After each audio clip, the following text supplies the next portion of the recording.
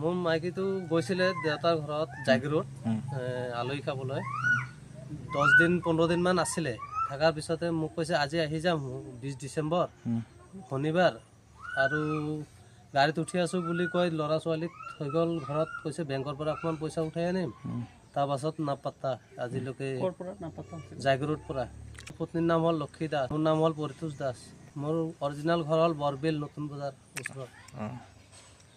ৰেং জাৰণি 20 তাৰিখৰ পৰা হেৰাই তাৰ দেউতাৰ ঘৰৰ পৰাই হেৰাই গ'ল। লৈ লওক 8720968876। এইটো নম্বৰত কোনোবাই যদি পায় মোক কণ্টেক্ট কৰিব আৰু নহ'লে ওচৰত থানাত জনাব। ইয়াৰ কাৰণে অনুৰোধ। লক্ষী দাস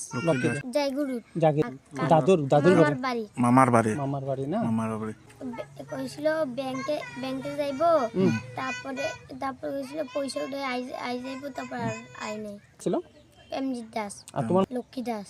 আচ্ছা তোমার বাবার নাম কি? পরিতোষ দাস।